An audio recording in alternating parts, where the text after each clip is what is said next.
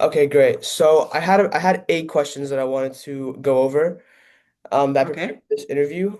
And the first one was from a cellular perspective, what does recovery actually mean in the brain after disruption?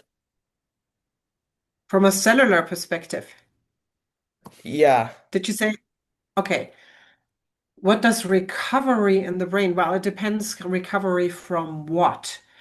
I think one of the big problems in the brain is that neurons are postmitotic cells, so they do not divide and they do not regenerate. In the central nervous system, neurons cannot even regrow an axon or something like connections that have been severed. So there is very little potential for regeneration once neurons get lost or have died, they are gone. So the bad news always from a neuroscience perspective is that during your life, it only goes downhill when you think about the number of neurons that you have in your brain. But that doesn't mean there isn't recovery from any type of insult to the brain. Um, the That's recovery helpful, yeah. is the recovery is means that the neurons form new connections with other neurons. So the brain is very plastic. So even if neurons get lost, other neurons can take over function of neurons that have been lost. And so there is recovery, and it is based on plasticity of the connections in the brain. But it does not mean that there are new neurons being formed. Okay. Um, Does that answer your question? yeah, it does. Thank you. Yeah. My second question for you today was why are sensory systems such as the auditory system especially useful for studying plasticity and recovery in the brain? That's a very good question.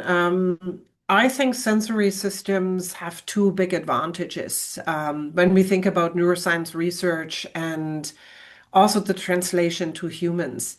So the first advantage is that they are very well described. There are, pathways where we know what type of neurons connect to what other type of neurons and so on. So we can follow them through the brain and we can stimulate the neurons. We know that they will be responding to sound, or if it's the visual pathway, to light, and so on. So there's a very easy way to study them and to stimulate these neurons, and then we can see what a typical response is and what a non-typical response is. And so we can really see on the cellular level what is potentially wrong in a certain person or in an animal model. The other big advantage is that sensory systems are very old in terms of brain function, in terms of evolutionary old, and that means that they're very well preserved. So the auditory system of a rat, for instance, looks very similar to the auditory systems in the human. They're really almost identical in terms of, the different stations and how neurons respond and how sound is being processed. This is not true when we think of higher order function like language or personality or affect and things like that. This is where the human brain is very, very different, obviously, from the rat brain. So when we look at cellular changes in context of a disease, for instance, it is great to look at sensory systems because they are almost the same, and then we can really lay our fingers on what the cellular changes are in the sensory systems, knowing that similar cellular changes might happen in other um, parts of the brain as well. Thank you. Yeah. My third question for you was how do developmental processes of critical periods constrain the kind of plasticity that's possible later on in life? Yeah, also a very good question. These critical periods are part of the brain development. Most of the sensory systems have these critical periods, and they are normally when functional input starts to arrive in the brain. So, in the auditory system, it would be, in the rat, for instance, when the outer ear opens, the meatus, and suddenly sound is being processed. So some of the connections that the neurons make, they are genetically determined first, but then the fine tuning actually happens when hearing starts. And the same is true for the visual system. The broad connections all the way along the visual pathway are formed before the eyes open. But then once the eye open and visual input actually is being processed, then there is a huge fine tuning of the connections. In the visual system, in this critical period, actually 50% of the neurons actually die because they are not properly connected. So there is this big remodeling during this critical period in the sensory systems that help to shape the sensory system and make them as highly functional as they are later on. This is an area of extreme plasticity. It doesn't mean that the brain after the critical period is not plastic anymore, but the amount of plasticity, the level of plasticity goes down a lot, especially in the sensory systems. So, so the development, the critical period, this area at this time of extreme plasticity is necessary for sensory systems to become fully functional. But then at one point they end and then the system is established. Thank you. My fourth question for you was, in your work, are there examples where plasticity occurs but doesn't lead to functional recovery? And what does that tell us about the limits of plasticity? Yeah, that's a question where my work is actually directly aimed for. So, one of the things that we found out that in autism, for instance, people are often extremely sensitive to sound, and everyone thinks that, oh, maybe their ears, they're more sensitive to sound.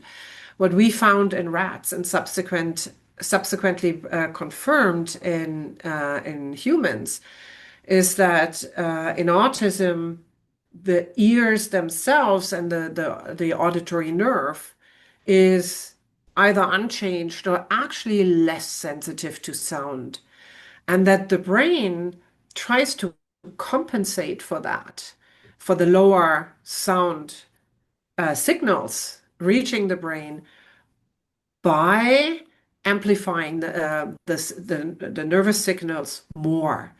And so that is a plastic change in the brain trying to compensate for, the lower processing of sound in the ears and the auditory nerve. But then the ears and the auditory nerve actually eventually catches up. So they become the same as in non-autistic subjects, but this higher amplification stays on because now the critical period has closed and there is this higher amplification has been established. And now these individuals are very sensitive to sound because the brain had this plastic change that tried to compensate for the lower input that now becomes what we call maladaptive. And it's one of the theories of my lab that this is actually the problem that autistic individuals face, that they have this higher amplification that is due to this earlier occurrence of lower input where the brain had this plastic change to compensate for that, that then in the later on becomes maladaptive. But since it has been established and the plasticity now is lower, it might just carry on and make these individuals so sensitive to sound. Thank you. Yeah. And my fifth question for you was, At the circuit level, how do you distinguish between true recovery versus compensatory reorganization? Again, there is no true recovery. There is always only plasticity processes that compensate for an insult or for a deficit. There is no recovery in the brain because the neurons, again, but I want to make this clear. This has nothing to do with neurodevelopmental disorders such as autism or schizophrenia also, because they don't have a loss of neurons. So it's not that there's an injury to the brain.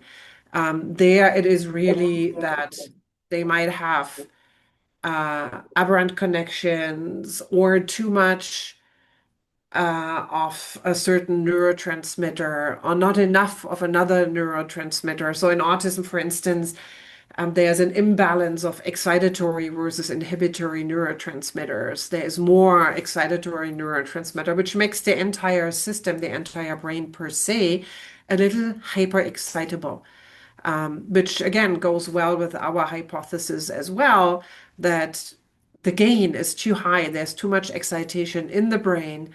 And maybe that is also caused by early developmental impacts of sensory stimulation not being processed properly.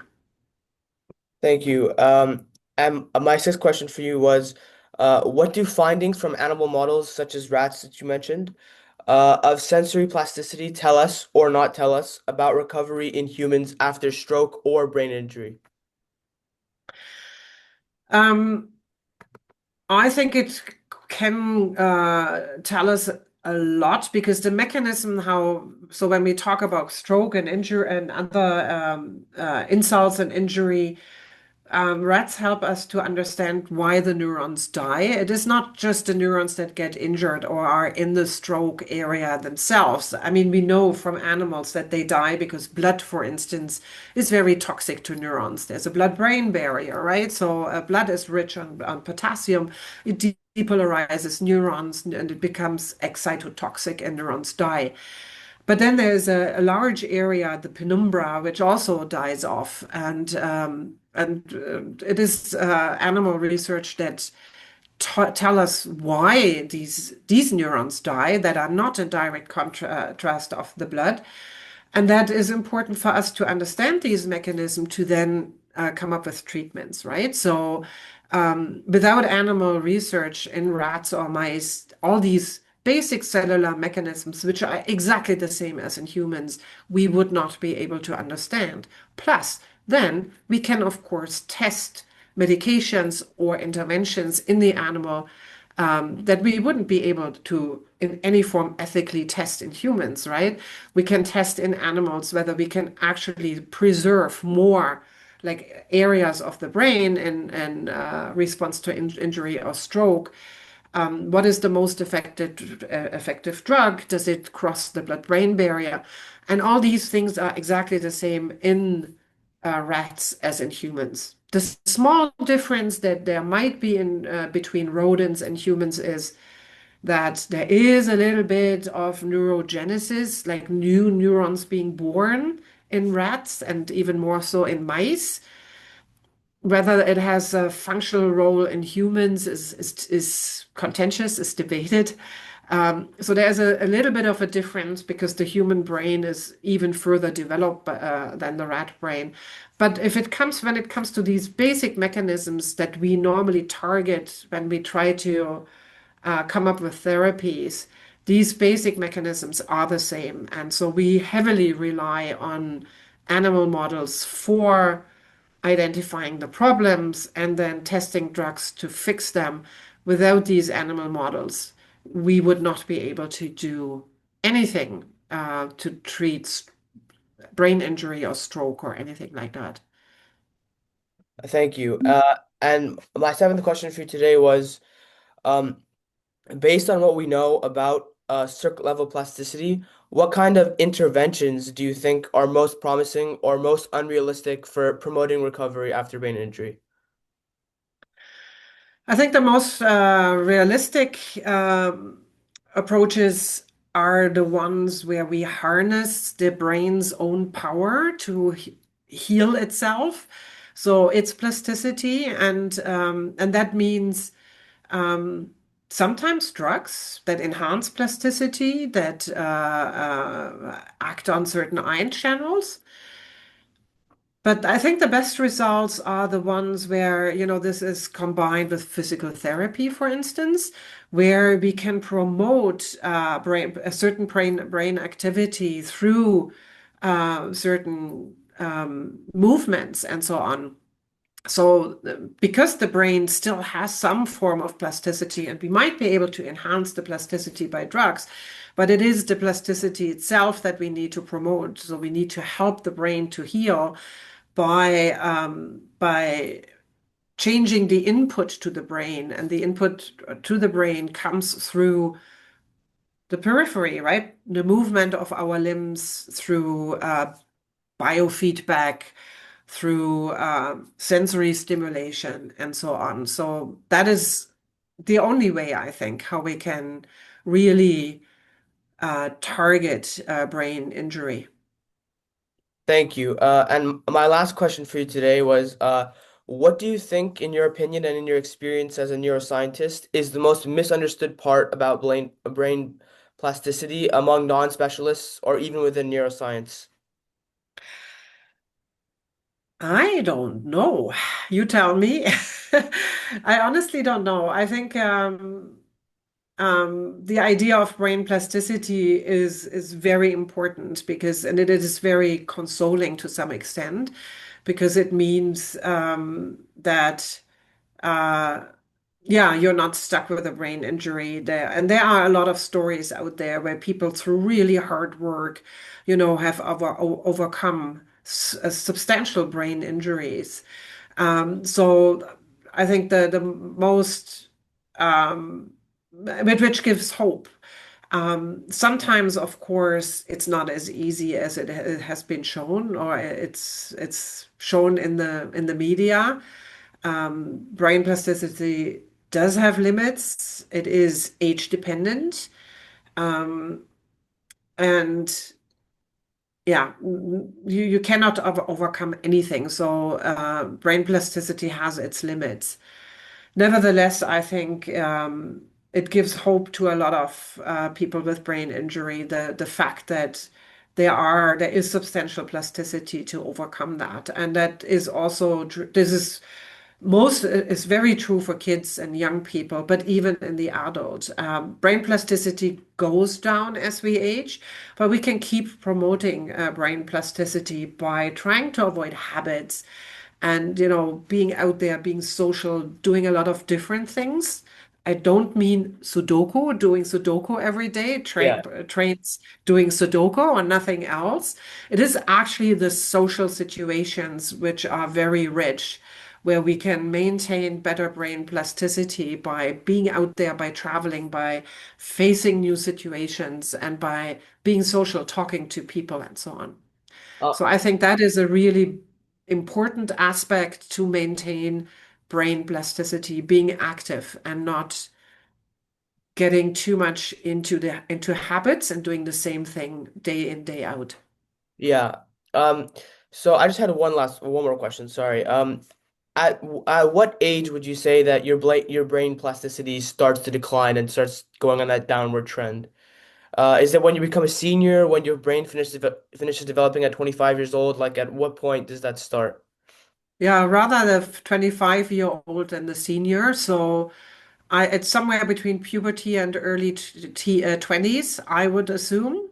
And everyone can attest to that, to be honest, who has lived through that the ability to memorize things go down. And, there is it is downhill from early youth. But that doesn't mean that people, that it's all doom and gloom from there. What you gain, on the other hand, is experience. And and the experience is something really, really important as well. So the brain becomes highly functional through experience rather than being able to absorb a lot of new information.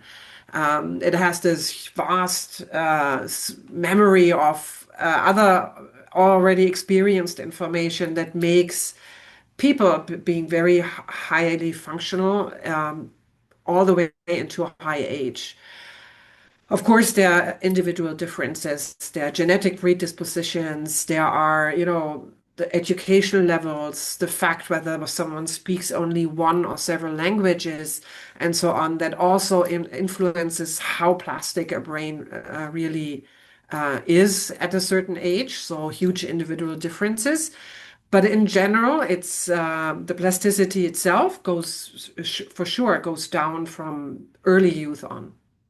Okay, thank you. Thank you so much for speaking with me. Those are all the questions that I had for you today. I really appreciate you taking the time out to speak with me. I really appreciate it. Um, yeah, that's all I had for you today. Yeah, Uh, it was a thank you for your question. So what are you doing this interview for? so I'm doing this interview to spread awareness. Where I live currently in Saudi Arabia, it's not quite like a commonly discussed topic. It's pretty specific. And I also plan to major in neuroscience when I'm in college, and so I just thought it'd be really helpful to gain insight from an actual expert such as yourself, and some Okay. expert opinions. And so I really appreciate this. Yeah, that's those are my goals for this Yeah, project. thank you. It was and if you want to publish it on YouTube, I have no issues with that. So whatever you want to do with it, it's fine with me. Thank you so much. I'm just gonna pause it. Okay. Yeah.